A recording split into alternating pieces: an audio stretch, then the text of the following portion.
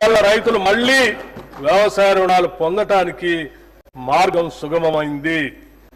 ఈ భారీ రుణమాఫీతో తెలంగాణ రాష్ట్రంలోని రైతుల ఆర్థిక మరియు సామాజిక స్థితిగతులు మెరుగుపరిచేందుకు బాటలు వేశాం.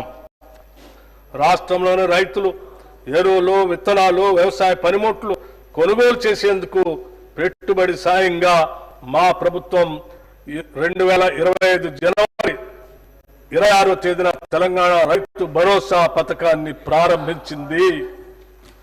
ఈ పథకం కింద రైతులకి ఏడాదికి ఎకరానికి 12,000 రూపాయలు అందుతాయి. ప్రజాధనం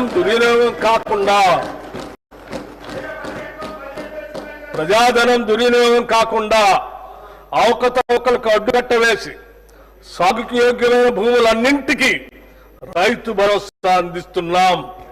క్షేత్రస్థాయిలో సర్వే చేసి గ్రామ సభల్లో ధృవీకరించి సాగుకు యోగ్యం కాని భూమిని గుర్తించడం ద్వారా ఈ వృధాన్ని అరికట్టాము.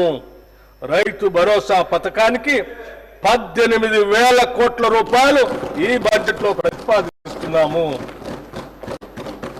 భూమి లేని వ్యవసాయ కూలీలు ఉపాధి దొరకని రోజుల్లో పతులుండే దేశస్థితి నుండి వారిని కాపాడేందుకు ఇందిరమ్మ ఆత్మీయ భరోసా పథకాన్ని అమలు పరుస్తామని ఎన్నికల్లో చేసిన వాగ్దానానికి అనుగుణంగా సంవత్సరానికి ప్రతి వ్యవసాయ కూలీ కుటుంబానికి 12,000 రూపాయలు చెల్లించే బృహత్తర పథకాన్ని అమలు చేస్తున్నాం. రాష్ట్ర రైతుల నుండి